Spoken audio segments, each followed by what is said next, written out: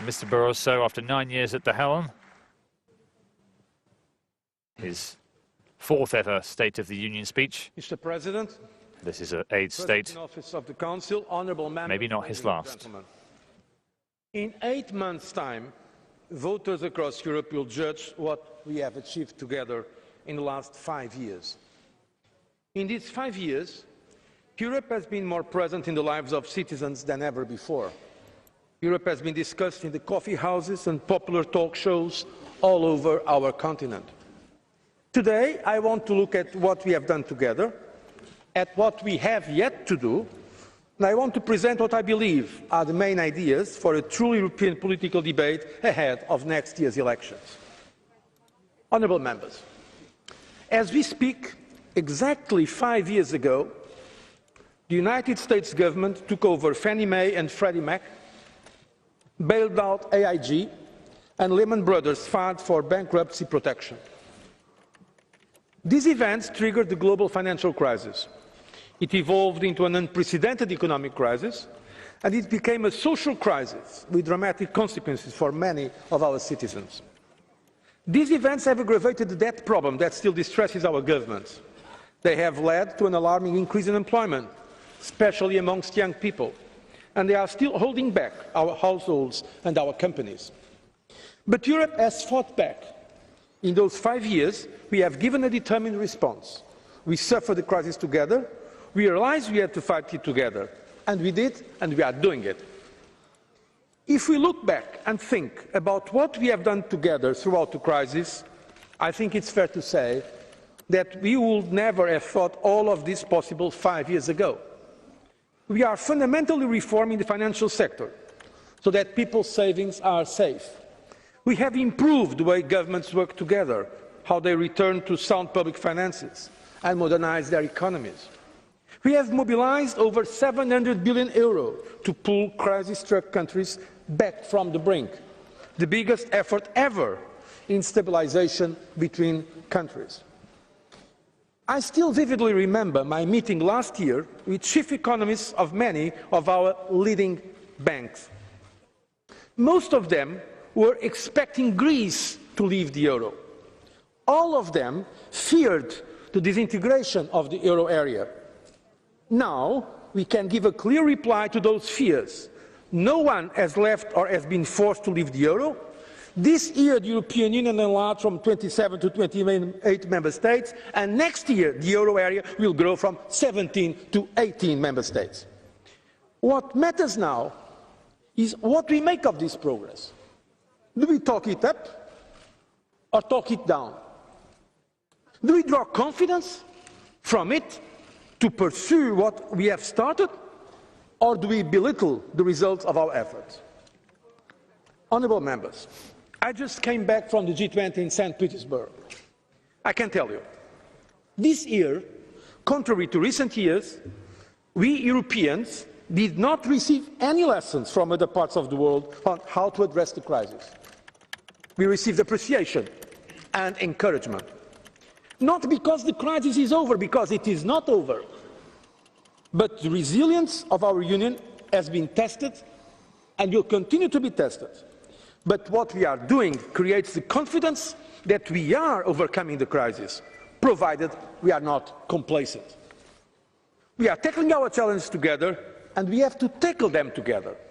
Because in our world of geoeconomic and geopolitical tectonic changes, I believe that only together, as the European Union, we can give our citizens what they aspire, that our values, our interests, our prosperity are protected and promoted in the age of globalization.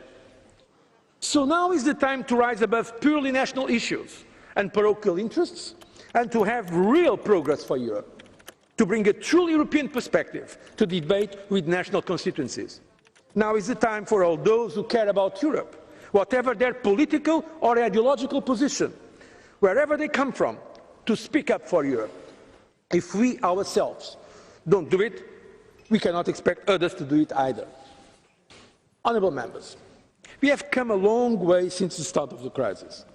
In last year's State of the Union speech, I stated that, despite all our efforts, Our responses have not yet convinced citizens, markets, or our international partners. 1 year on, the facts tell us that our efforts have started to convince. Overall spreads are coming down. The most vulnerable countries are paying less to borrow. Industrial output is increasing. Market trust is returning. Stock markets are performing well. The business outlook is steadily improving. Consumer confidence is sharply rising. We see that the countries who are most vulnerable to the crisis and are now doing most to reform their economies are starting to note positive results. In Spain, as a signal of the very important reforms and increased competitiveness, exports of goods and services now make up 33% of GDP, more than ever since the introduction of the euro.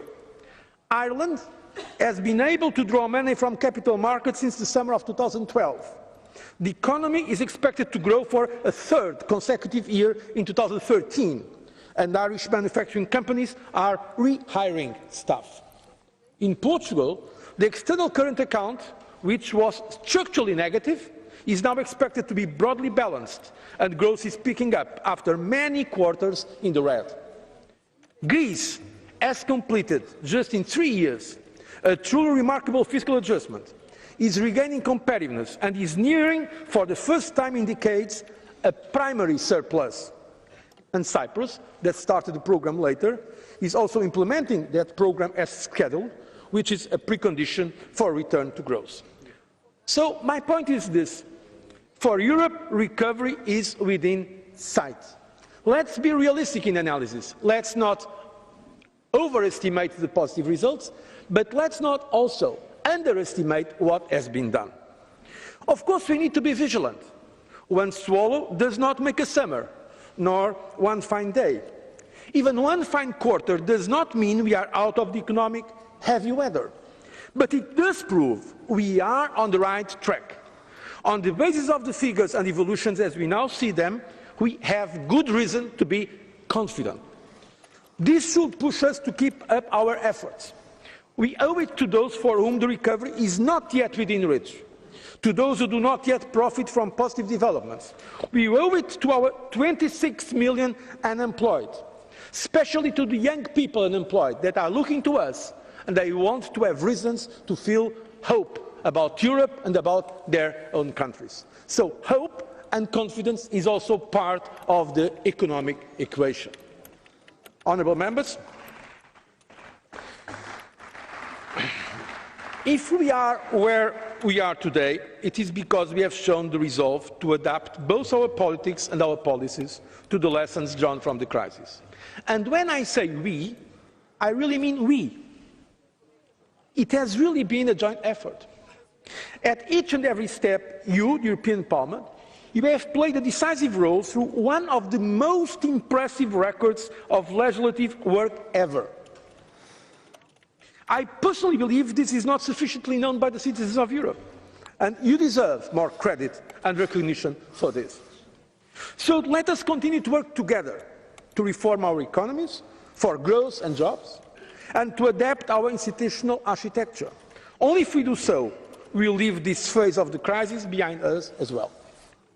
There is a lot we can still deliver together in this Parliament's and this Commission's mandate. What we can and must do, first and foremost, let's be concrete, is delivering the banking union. It is the first and most urgent phase on the way to deepen our economic and monetary union as mapped out in the Commission's blueprint presented last autumn. The legislative process on the single supervisory mechanism is almost completed. The next step is the ECB's independent valuation of bank assets before it takes up its supervisory role. Our attention now must urgently turn to the single resolution mechanism. The Commission's proposal is on the table since July, and together we must do the necessary to have it adopted still during this term. It is the way to ensure that taxpayers are no longer the ones in the front line for paying the price of bank failure. It is the way to make progress in decoupling bank from sovereign risk. It is the way to remedy one of the most alarming and unacceptable results of the crisis. increased fragmentation of Europe's financial sector and credit markets, even an implicit renationalisation. And it is also the way to help restoring normal lending to the economy, notably to SMEs. Because in spite of the accommodating monetary policy, credit is not yet sufficiently flowing to the economy across the euro area. This needs to be addressed resolutely. Ultimately, this is about one thing: growth, which is necessary to remedy today's most pressing problem: unemployment. The current level of unemployment is economically unsustainable, politically untenable, socially unacceptable. So all of us here in the Commission, and I'm happy to have all my colleagues of the Commission today with me, all of us, not only one or two commissioners, but it is a collective effort, all of us want to work with you intensively to deliver as much of our growth agenda, our sustainable growth agenda, as we possibly can. We are mobilizing all the instruments we have at European level. But of course, we have to be honest, not all instruments are at European level. Some of them are at national level. And I want to focus on the implementation of the decisions that are most crucial now: youth employment and financing the real economy for SMEs. We need also to avoid a jobless recovery. Europe, therefore, must speed up the pace of structural reforms. Our country-specific recommendations set out what the Member States must do in this respect. And at European level, because there is what can be done at national and what can be done at European level, the focus should be also on what matters most for the real economy. Exploiting the full potential of the single market comes first.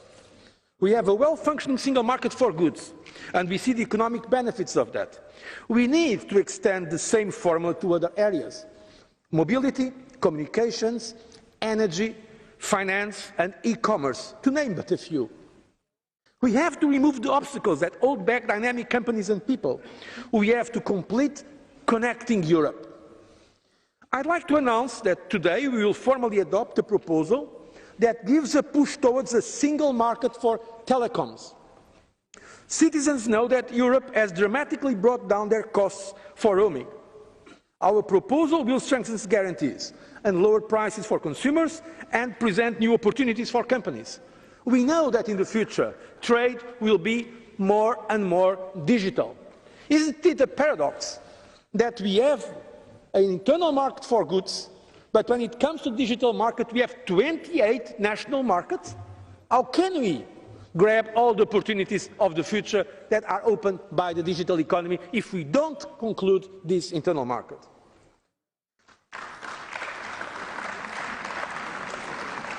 The same logic applies to the broader digital agenda. It solves real problems and improves daily life for citizens. The strength of Europe's future industrial base depends on how well people and business are interconnected. And by properly combining the digital agenda with data protection and defence of privacy, our European model strengthens the trust of the citizens, both with respect to internal and external developments. Adopting the proposed legislation on data protection is of utmost importance to the European Commission. The single market is a key lever for competitiveness and employment. Adopting all remaining proposals under the Single Market Act I and II and implementing the Connecting Europe facility in the next few months will lay the foundations for prosperity in the years to come. We are also adapting to a dynamic transformation on a global scale. So we must encourage this innovative dynamism at a European scale. That is why we must also invest more in innovation, in technology and the role of science. I have a great faith in science, in the capacity of the human mind and capacity of a creative society to solve its problems. The world is changing dramatically, and I believe many of the solutions are going to come in Europe and outside Europe from new science discoveries, from new technologies, and I would like Europe to be leading that effort globally. This is why we, Parliament and Commission, we have made such a priority of Horizon 2020 in the discussions on the European Union budget. That is why we use the European Union budget to invest in skills, education and vocational training, dynamising and supporting talent. That is why we have pushed for Erasmus+. And that is why, later this autumn, we will make further proposals for an industrial policy fit for the 21st century, while we mobilise support for SMEs, because we believe a strong, dynamic industrial base is indispensable for a strong European economy.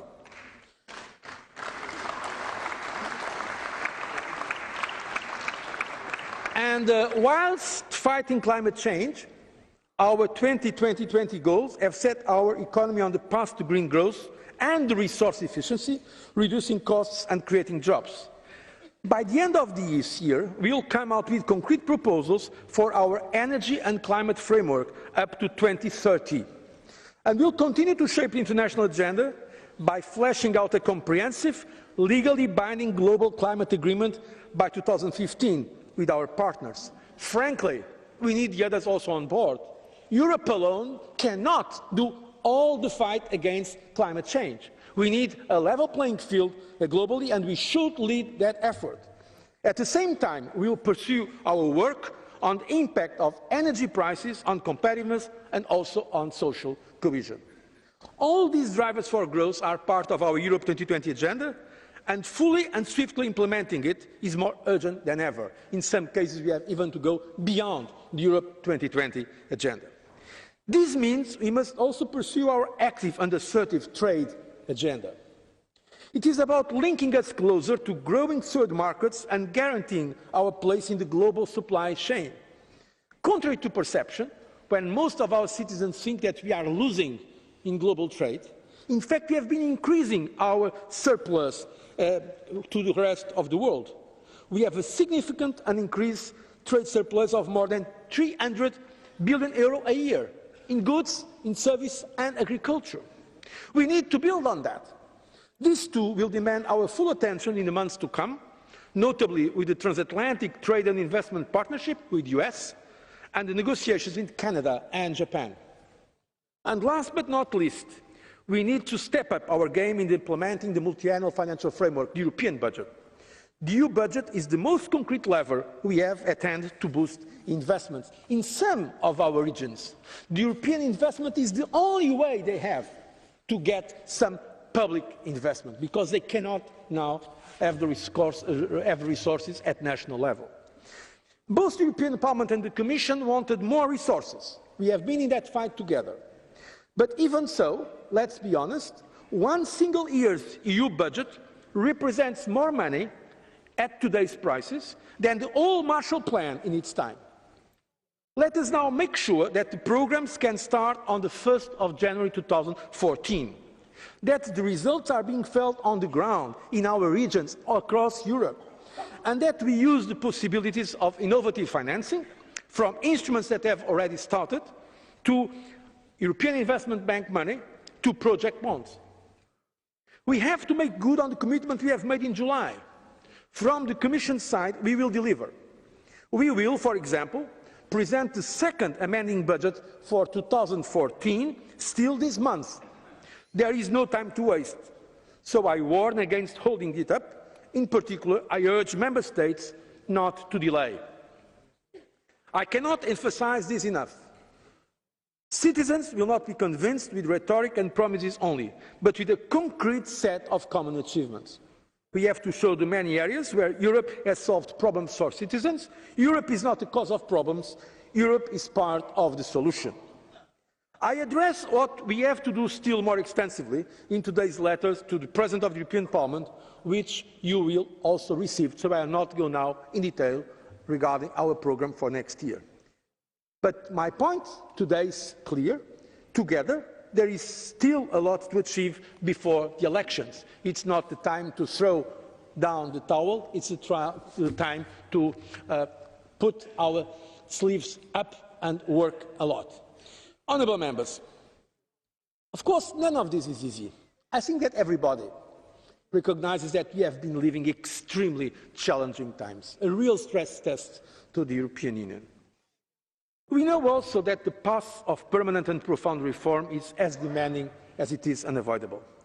Let's make no mistake. There is no way back to business as usual. Some people believe that after this, everything will come back as it was before. They are wrong. This crisis is different. This is not a cyclical crisis, but a structural crisis. We will not come back to the old normal. We have to shape a new normal.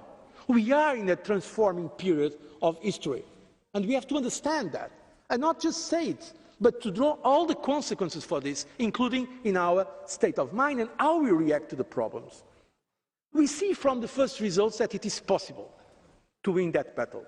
And we all know that it's not only possible, that it is necessary. At this point in time, with a fragile recovery, the biggest downside risk I see is, you know what? Is political. This is the biggest downside risk we have. Lack of stability or lack of determination and perseverance. Over the last years, we have seen that anything that casts doubt on government's commitment to reform is instantly punished. On the positive side, strong and convincing decisions have an important and immediate impact.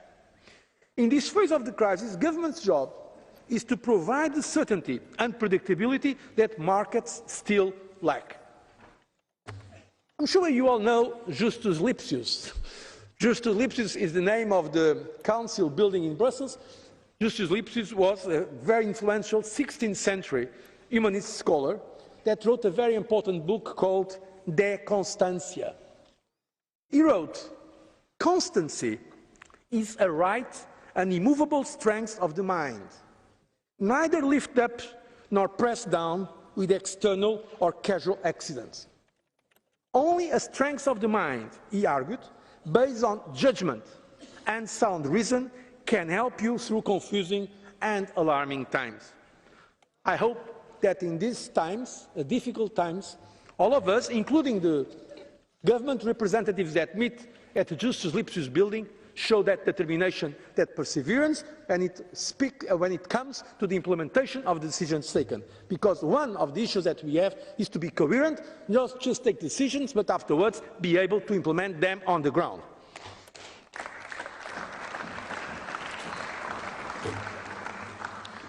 Honourable members, it is only natural that over the last few years our efforts to overcome the economic crisis have overshadowed everything else. But our idea of Europe needs to go far beyond economy. We are much more than a market. The European ideal touches the very foundations of European society. It is about values, and I underline this word, values. It is based on a firm belief in political, social and economic standards, grounded in our social market economy. In today's world, the European Union level is indispensable to protect these values and standards and promote citizens' rights, from consumer protection to labour rights, from women's rights to respect for minorities, from environmental standards to data protection and privacy. Whether defending our interests in the international trade, securing our energy provision, or restoring people's sense of fairness by fighting tax fraud and tax evasion, only by acting as a union do we pull our weight at the world stage. Whether seeking impact for the development and humanitarian aid we give to developing countries, managing our common external borders, or promoting in Europe a strong security and defence policy, only by integrating more can we really reach our objectives. There is no doubt about it. Our internal coherence and international relevance are inextricably linked. Our economic attraction and political traction are fundamentally entwined. Does anyone seriously believe that if the euro had collapsed, we or our member states would still have any credibility left internationally? Does everyone still realize how enlargement has been a success in terms of healing history's deep scars, in establishing democracies, where some years ago no one had thought it possible? How neighbourhood policy was and still is the best way to provide security and prosperity in regions of vital importance for Europe? Where would we be without all of this?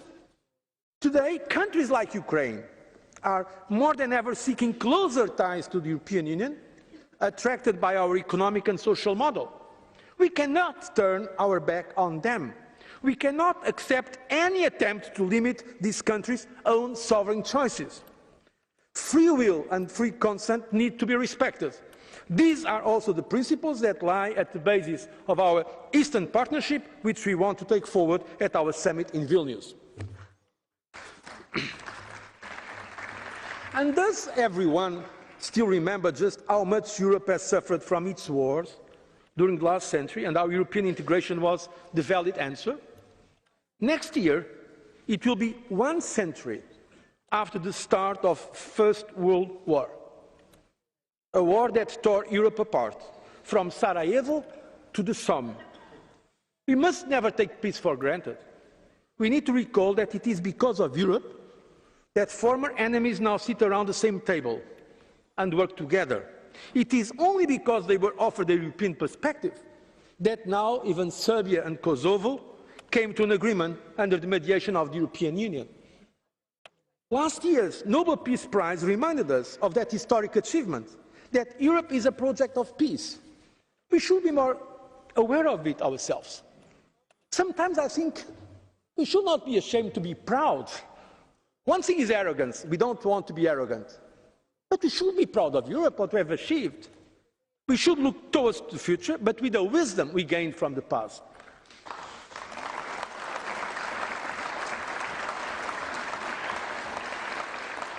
Let me say this to all those who rejoice in Europe's difficulties and who want to roll back our integration and go back to isolation.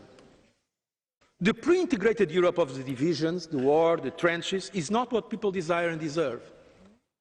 The European continent has never in its history known such a long period of peace as since the creation of the European communities. It is our duty to preserve it and to deepen it. Honourable members, it is precisely with these values that we address the unbearable situation in Syria, which has tested over the last months the world's conscience so severely. The European Union has led the international aid response by mobilising close to 1.5 billion euros, of which 850 million euros comes directly from the European Union budget. The Commission will do its utmost to help the Syrian people and refugees in neighbouring countries. We have recently witnessed events we thought had long been eradicated. The use of chemical weapons is a horrendous act that deserves a clear condemnation and a strong answer. The international community, with the United Nations at its centre, carries a collective responsibility to sanction these acts and to put an end to this conflict. The proposal to put serious chemical weapons beyond use is potentially a positive development. The Syrian regime must now demonstrate that it will implement this without any delay. In Europe, we believe that ultimately only a political solution stands a chance of delivering the lasting peace that the Syrian people deserve. Honourable members, there are those who claim that a weaker Europe would make their country stronger, that Europe is a burden. They will be better off without it. My reply is clear. We all need a Europe that is united, strong and open. In the debate that is ongoing all across Europe, the bottom line question is, do you want to improve Europe or give it up? My answer is clear. Let's engage. If you don't like Europe as it is, improve it. Find ways to make it stronger, internally and internationally, and you will have in me the firmest of supporters. Find ways that allow for diversity without creating discriminations, and I will be with you all the way. But don't turn away from it. I recognize, as any human endeavour, the European Union is not perfect. For example, controversies about the division of labour between the national and European levels will never be conclusively ended. I value subsidiarity highly. For me, subsidiarity is not a technical concept. It's a fundamental democratic principle. An ever closer union among the citizens of Europe demands that decisions are taken as open and transparently as possible, and as closely to the people as possible. Not everything needs a solution at European level. Europe must focus on where it can add most value. Where this is not the case, it should not meddle. The European Union needs to be big on big things and smaller on smaller things, something we may occasionally have neglected in the past. The European Union needs to show it has the capacity to set both positive and negative priorities. As all governments, we need to take extra care of the quality and quantity of our regulation, knowing that, as Montesquieu said, les lois inutiles affaiblissent les lois nécessaires. Useless laws weaken the necessary ones. But there are, honourable members, areas of major importance where Europe must have more integration, more unity, where only a strong Europe can deliver results. I believe a political union needs to be our political horizon, as I stressed in last year's State of the Union. This is not just demand of a passionate European. This is an indispensable way forward to consolidate our progress and ensure the future. Ultimately, the solidity of our policies, namely of the Economic and Monetary Union, depend on the credibility of the political and institutional construct that supports it. So we have mapped out, in the Commission blueprint for a deep and genuine Economic and Monetary Union, not only the economic and monetary features, but also the necessities, possibilities and limits of deepening our institutional setup in the medium and long term. The Commission will continue to work for the implementation of its blueprint, step by step, one phase after the other. And I confirm, as announced last year, the intention to present, before the European elections, further ideas on the future of our Union and how best to consolidate and deepen the community method and the community approach in the longer term. That way, these ideas can be subject to a real European debate. They will set out the principles and orientations that are necessary for a true political union. Honourable members, we can only meet the challenge of our time if we strengthen the consensus on fundamental objectives. Politically, we must not be divided by difference between the euro area and those outside it, between the centre and periphery, between north and south, between east and west. The European Union must remain a project for all members, a community of equals. Economically, Europe has always been a way to close gaps between countries, regions and people, and that must remain so. We cannot do member states' work for them. The responsibility remains theirs, but we can and must complement it with European responsibility and European solidarity. For that reason, strengthening the social dimension is a priority for the months to come, together with our social partners. The Commission will come with its communication on the social dimension of the Economic and Monetary Union on the 2nd of October. Solidarity is a key element of what being part of Europe is all about, and something to take pride on.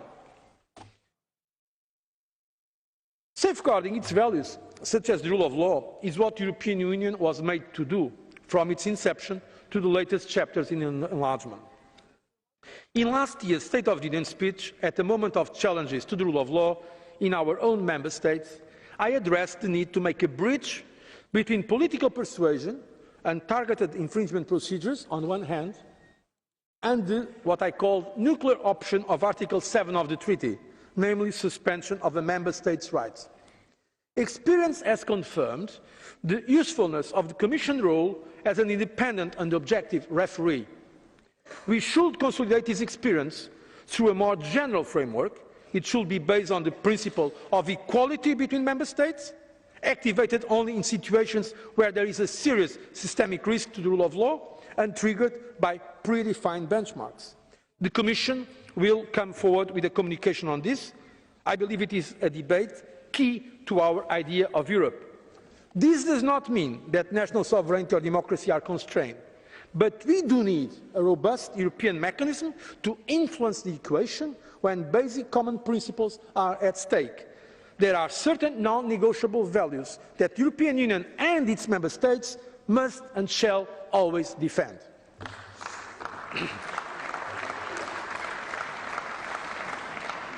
Honourable members, the polarisation that resulted from the crisis poses a risk to us all, to the project, to the European project. We, legitimate representatives of the European Union, can turn the tide. You, direct democratic representatives of Europe, directly elected, you will be at the forefront of the political debate. The question I want to pose to you is the following. Which picture of Europe will voters be presented with? The candid version or the cartoon version? The myths or the facts? The honest, reasonable version or the extremist, populist version? It's an important choice to make. I know some people out there will say Europe is to blame for the crisis and hardship.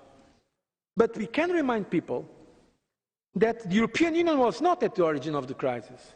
It resulted from mismanagement of public finances from the national governments and irresponsible behavior in the financial markets.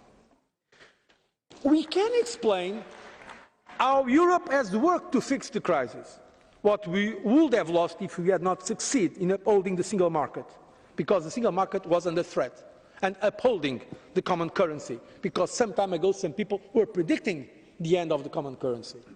If we had not coordinated recovery efforts and employment initiatives, how would we be now?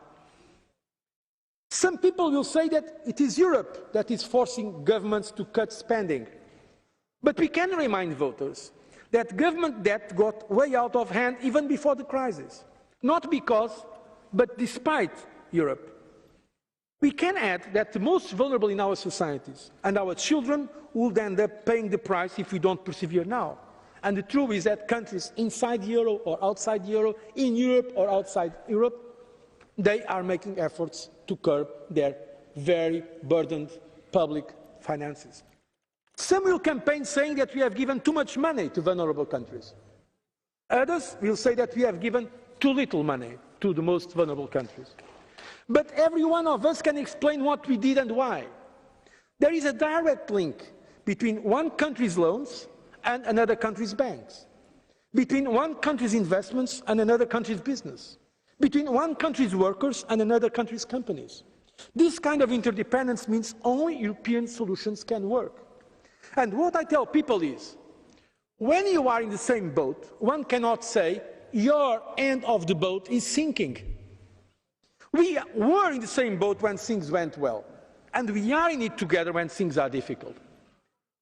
Some people might campaign saying, Europe has grabbed too much power.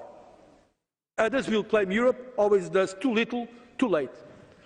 The interesting thing is that sometimes we have the same, saying that Europe is not doing enough, and at the same time not giving more instruments for Europe to do what Europe has to do.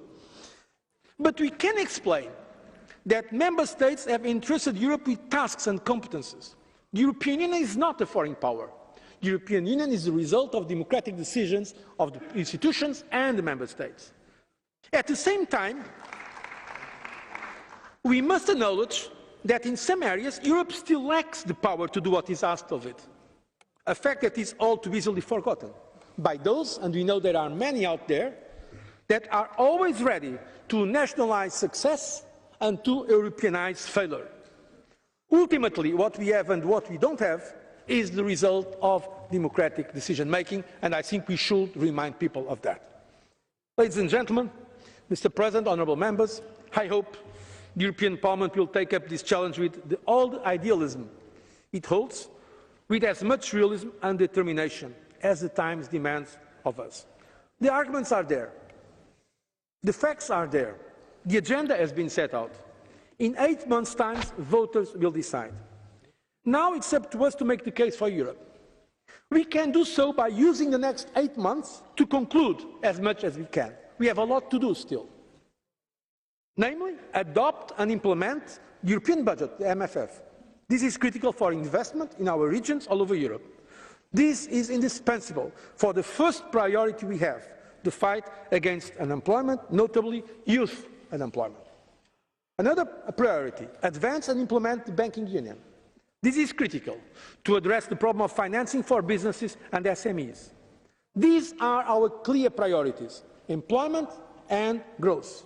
Our job is not finished, it is in its decisive phase. Because, honourable members, the elections will not only be about the European Parliament, nor will they be about the European Commission or about the Council, about this or that personality. Elections will be about Europe. We will be judged together. So let us work together for Europe with passion and with determination. Let's not forget that 100 years ago, Europe was sleepwalking into the catastrophe of the war of 1914. Next year, in 2014, I hope Europe will be walking out of a crisis more united, stronger and open. I thank you for your attention.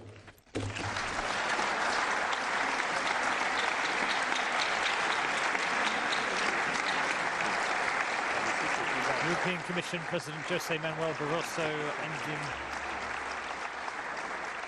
his fourth State of the Union speech with the line, "Next year I hope Europe will be walking out of the crisis," building on his message earlier from the G20 summit, that there is some kind of turning point for the European economy. Just pulling out a couple of key things from that speech, he put forward a new mechanism to punish countries that violate democratic reforms. That will be on the table within the next few months. And also hitting out at Russia, saying we cannot allow them to stop Europe's eastern partners making sovereign choices.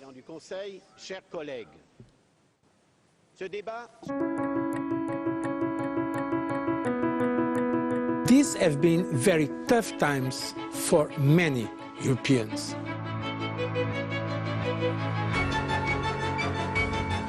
Europe's efforts are starting to pay. I want to know your opinion.